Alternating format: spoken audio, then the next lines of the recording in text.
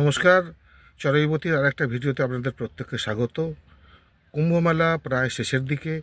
মাঘী পূর্ণিমার স্নানের পরেতে কুম্ভমেলা এখন ফাঁকা হতে শুরু করেছে। অধিকাংশ আখড়াই শোনা যাচ্ছে যে ধীরে ধীরে ধীরে ধীরে তারা গুটিয়ে চলে গেছে।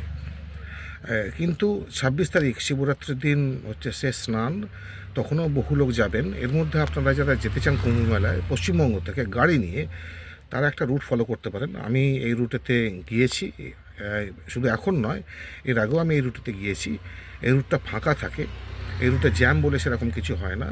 আপনারা বিভিন্ন জনপদের ভেতর দিয়ে যাবেন এবং সেখানেতে টুকটাক বাজারের মধ্যে অল্প স্বল্প জ্যাম হয়, কিন্তু যে ভয়ঙ্কর ধরনের জ্যাম মেন রোড যেটাকে বলে, মানে এখান থেকে বেরিয়ে ধানবাদ হয়ে আপনি চলে যাচ্ছেন ঢবি হয়ে আপনার মোহানিয়া হয়ে বাঁদিকে বেরিয়ে যাওয়া, ওই রাস্তায় কিন্তু প্রচুর ডাইভারশান আছে, প্রচুর ডাইভারশান। এবং তার সঙ্গে সঙ্গে কিন্তু বিভিন্ন টোল বুথেতে বা টোল ট্যাক্সের যে জায়গাগুলো আছে সেখানে কিন্তু ভয়ঙ্কর জ্যাম হয়ে যাচ্ছে।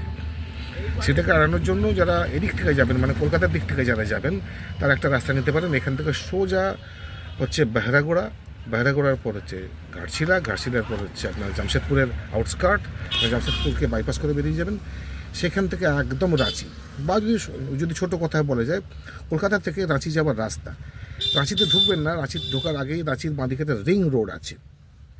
রিং রোড দিয়ে গিয়ে বাঁদিকে নেমে গিয়ে সেখান থেকে লাতেহার, একদম সোজা চলে যাবেন লাতেহার থেকে চলে যাবেন হচ্ছে আপনার রবার্টসগঞ্জ, এবং রবার্টসগঞ্জের পর থেকে একদম সোজা রাস্তা, যে রাস্তা আপনাকে নিয়ে চলে যাবে, একদম পরিষ্কার সোজা রাস্তা নিয়ে চলে যাবে আপনাকে হচ্ছে প্রয়াগরাজের আরাইল ঘাট।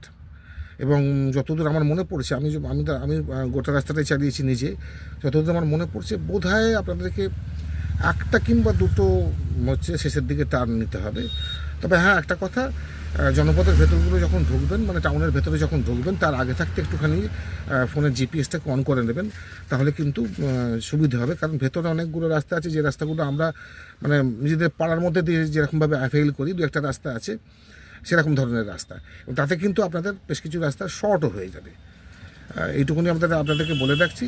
যদি কোনো বিষয় জানতে চান, বা যদি কোনো বিশদে জানতে চান, তাহলে আমাকে কমেন্টে প্রশ্ন করতে পারেন, আমি অবশ্যই আপনাদেরকে উত্তর দেওয়ার চেষ্টা করব, এবং যতদূর আমি জানি ততদূর আপনাদেরকে আমি গাইড করে দেবো। শুধু এটুকুনি বলে রাখতে পারি যে এখানে যেতে গেলে আপনাদেরকে 2-4টে পাহাড় টপকাতে হবে, অবশ্যই ভয় পাওয়ার কোনো কারণ নেই। আমি বহুদিন পরে নিজে পাহাড়ের উপর গাড়ি চালিয়েছি, অতএব খুব একটা ভয়ের কোনো কারণ নেই। পাহাড়গুলোর রাস্তাগুলো যথেষ্ট চওড়া, একটা দুটো একটুখানি আপনার ধরে নিন মানে বেশ যেগুলোকে বলা হয় যে খাড়াই আছে, কিন্তু বাকি রাস্তা কিন্তু খুবই সহজ, এটুকুনি বলতে পারি। এইটা মাথায় রেখে চলুন এবং পুরো রাস্তা